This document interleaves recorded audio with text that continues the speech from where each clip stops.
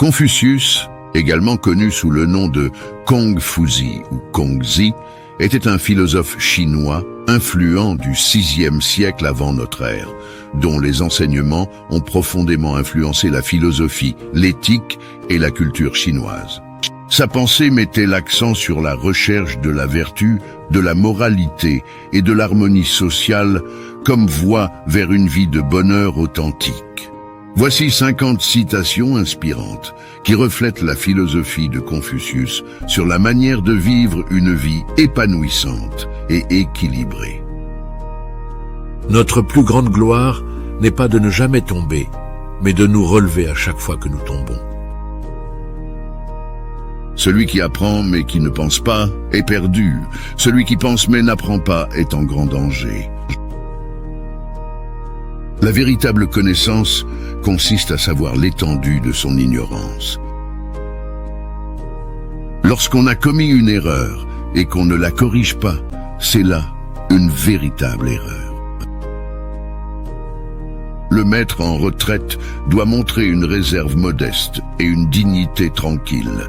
Il doit être doux, mais ferme, respecter la tradition, mais ne pas être obsédé par elle. Le sage ne se préoccupe pas de ceux qu'il ne peut pas contrôler.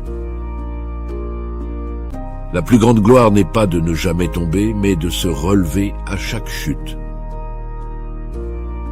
Lorsque nous voyons des hommes de mérite, nous devons penser à les égaler.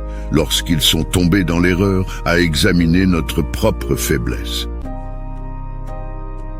N'est-il pas un plaisir, lorsque l'on a des amis, de pratiquer ensemble la littérature et la recherche, ou bien de ne pas sentir sa faiblesse lorsqu'on les associe à ses actes? N'est-ce pas un bonheur, lorsqu'on est fatigué, d'aller se reposer chez eux, de parler sans fin et d'oublier de retourner chez soi? N'est-ce pas une droiture, lorsqu'on a laissé un temps les occupations mondaines, d'aller chez eux pour apaiser son cœur? N'est-ce pas une satisfaction, lorsque l'on a un temps des soucis, de les laisser aller, d'aller chez eux pour se délasser, pour se délivrer du mal et du souci? N'est-ce pas un bonheur, lorsque l'on est sans emploi, de venir pour y chercher un emploi, d'y pratiquer la littérature et d'y renoncer aux plats vulgaires? N'est-ce pas un plaisir, lorsque l'on a de la nourriture, de l'envoyer à ses amis et de leur faire honneur? N'est-ce pas une satisfaction, lorsque l'on a de la joie, de la partager avec eux et de s'en réjouir avec eux? Le sage ne dit pas ce qu'il sait, le sot ne sait pas ce qu'il dit. L'homme supérieur est humble dans ses paroles, mais excelle dans ses actions. Lorsque nous voyons des hommes de peu de mérite, nous devons examiner nos propres défauts. La patience est la clé de la sagesse. L'homme supérieur est celui qui en premier place sa droiture et sa sincérité. Celui qui a honte de demander sera toujours dans le besoin. N'est-il pas un plaisir, lorsque l'on fait une proposition à ses amis, de l'avoir réalisée grâce à eux? La véritable vertu consiste à ne pas connaître le mal. On ne doit pas avoir honte de reconnaître son ignorance. N'est-ce pas un plaisir, lorsque l'on a passé une journée sans rencontrer d'erreur, de se préparer au soir et de s'endormir en paix? N'est-ce pas le devoir d'un homme? La gloire n'est pas dans ne jamais tomber, mais dans le fait de se relever chaque fois que l'on tombe. Le succès dépend de la préparation préalable, et sans cette préparation préalable, il y a sûrement l'échec. Le sage se préoccupe du bien-être de tous les êtres. Celui qui se sent honteux de demander sera toujours dans le besoin. L'homme de bien ne demande rien que lui-même. Le sage ne demande rien de plus que la tranquillité d'esprit. Un petit rappel avant de continuer. Si tu aimes cette vidéo, n'oublie pas de t'abonner sur la chaîne pour les prochaines vidéos et de partager ces paroles de Confucius à une personne qui mérite savoir cette sagesse de Confucius. La vraie noblesse réside dans la bienveillance envers les autres. N'est-il pas un plaisir, lorsque l'on a de la nourriture, de l'envoyer à ses amis et de leur faire honneur? La véritable douceur de l'âme et la vraie vertu se révèlent surtout dans l'équité et la justice. Il vaut mieux être un homme insatisfait qu'un homme insatisfaisant. Le sage se demande...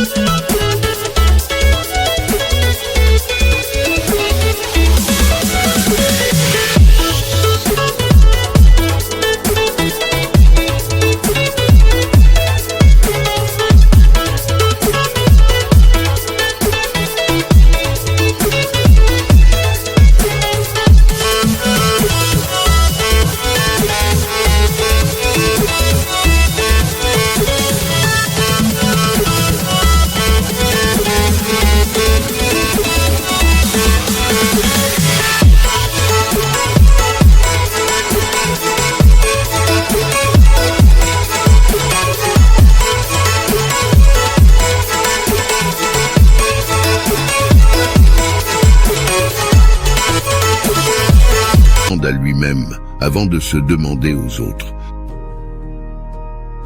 L'homme de bien se soucie de l'avenir, l'homme médiocre se soucie du présent, l'homme méchant se soucie du passé. Lorsque vous prenez une décision, réfléchissez aux conséquences pour les 7 générations à venir. La véritable noblesse réside dans la capacité à pardonner. Lorsque nous voyons des hommes de mérite, nous devons penser à les égaler. Lorsqu'ils sont tombés dans l'erreur, à examiner notre propre faiblesse.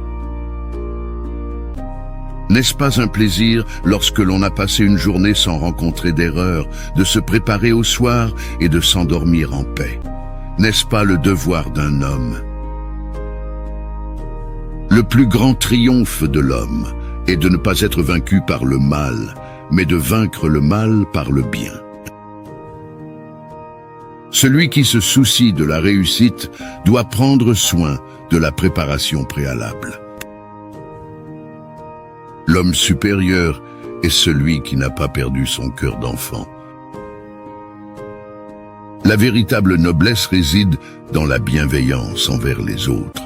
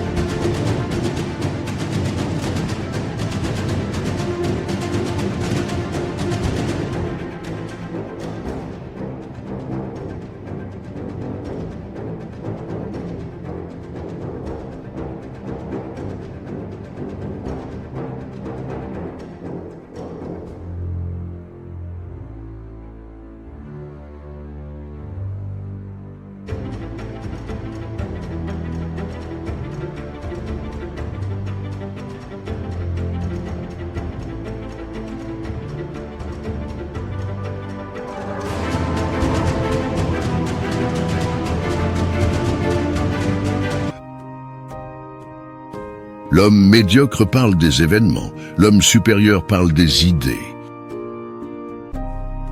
La plus grande gloire n'est pas de ne jamais tomber, mais de se relever à chaque chute. Lorsqu'on a commis une erreur et qu'on ne la corrige pas, c'est là une véritable erreur. N'est-il pas un plaisir, lorsque l'on fait une proposition à ses amis, de l'avoir réalisée grâce à eux? Celui qui apprend mais qui ne pense pas est perdu. Celui qui pense mais n'apprend pas est en grand danger. L'homme de bien est content et en paix. L'homme de peu est toujours en lutte avec le monde. Le sage ne se préoccupe pas de ceux qu'il ne peut pas contrôler. La patience est la clé de la sagesse. Lorsque nous voyons des hommes de mérite, nous devons penser à les égaler. Lorsqu'ils sont tombés dans l'erreur, à examiner notre propre faiblesse. La véritable noblesse réside dans la bienveillance envers les autres. Le succès dépend de la préparation préalable, et sans cette préparation préalable, il y a sûrement l'échec. Cette citation reflète la profonde sagesse de Confucius sur la manière de vivre une vie épanouissante, en cultivant la vertu, la compassion envers les autres et en recherchant constamment l'amélioration de soi. Sa philosophie continue d'inspirer des générations de personnes à travers le monde.